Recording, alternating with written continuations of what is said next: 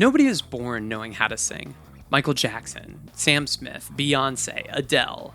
They all learn to sing over years and years of practice. But how do you know if you're meant to be a singer, even if you've never tried? I'll show you. Ooh, let's go!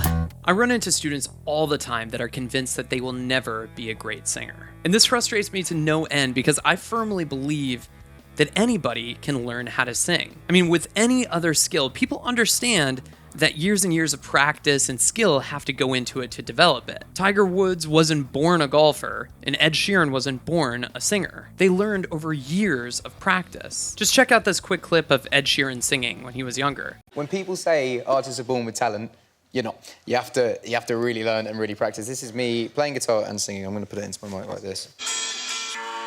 I'm addicted Oh. to And then. but I'm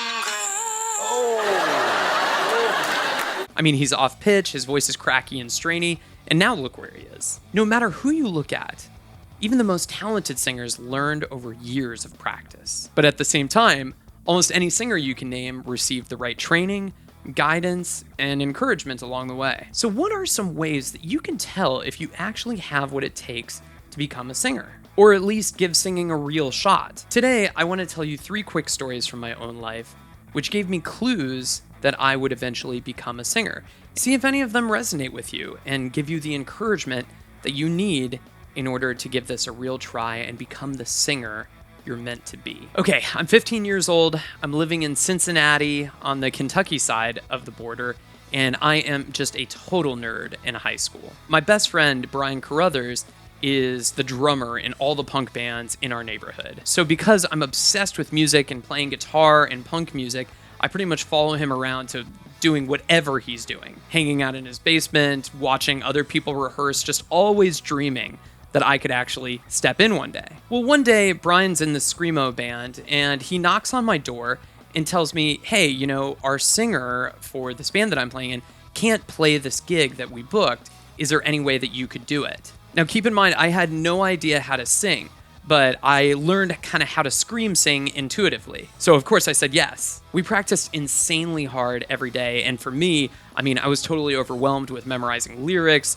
learning new songs, and trying to learn how to not destroy my voice. I was screaming for hours on end, and honestly, it's really lucky I didn't permanently hurt myself. But as we got closer to the performance date, the show actually got canceled, and so we never ended up performing live. But still, the encouragement meant a lot to me. Even him just knocking on my door and asking me whether I would do it was just a huge feather in my cap. Now, I still had no idea how to sing. I was basically just imitating all my favorite artists, The Used, Strike Anywhere, Rise Against. But it was my first experience with a band, and I was totally hooked. And this was so important because no matter what else happened in high school, I knew that I had the secret talent that some people wanted. Has anyone ever come to you and, even in a moment of desperation, asked you to come and sing for them? Sometimes fate reaches out its hand and gives you an opportunity to do something that until then you didn't even think was possible. Be open to these opportunities.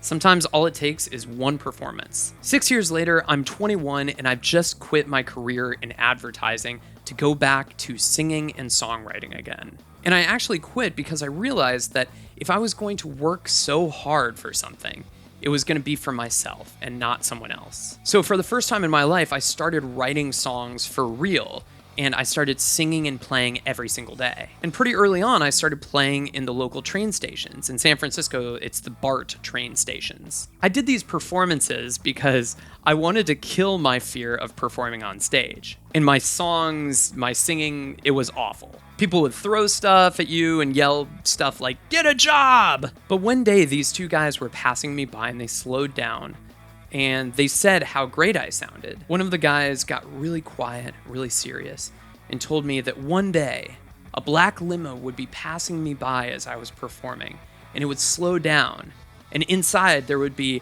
a record label manager, and he would sign me to a big fat recording contract. The guy who's telling me this looks super weird and is behaving really strangely, but I appreciated what he said to me. Someone thought I was talented enough to be on a major label. Unfortunately, my music career in San Francisco was going nowhere. I mean, I still really had no idea how to sing, and every day that I would perform in the train stations, my voice would get sore and hoarse after just an hour. I just knew I had more work to do, so I started taking singing lessons for the first time, and I eventually moved from San Francisco to Austin, a true music city. Have you put yourself in a situation where you wanted to perform or sing in public, even though it was very, very likely or quite possible that you would be embarrassed? Well, sometimes you do these performances, and instead of getting embarrassed, people actually compliment you or like what you're doing. Sometimes other people can see something that you can't even see in yourself, and that's the fuel that keeps you going. The next big singing moment comes just 2 years after I've moved from San Francisco to Austin. I've been taking lessons for a good couple of years now, and I'm still not really seeing the progress that I want. Then in the middle of one of our lessons, my teacher Gene tells me that I should start performing live again. But I kind of wave it off. I'm like, dude, I have so much work to do. And that's when he says it. He says,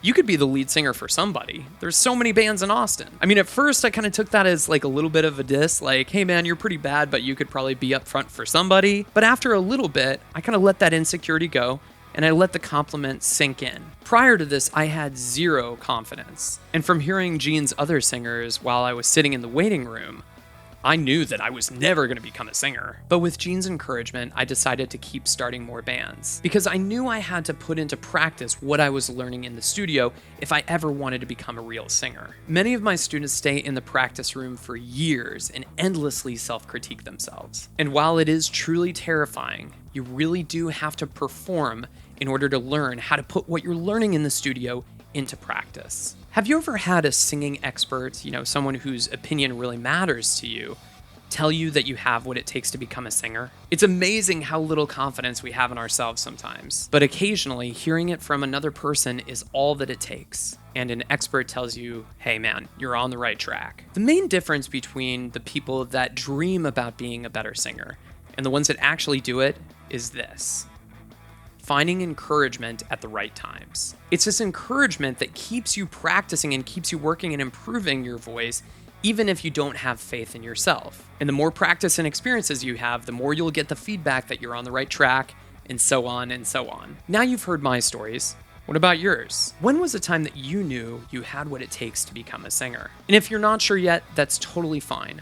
But tell me, what is something that you can do today to start getting that experience? Share your story in the comments below.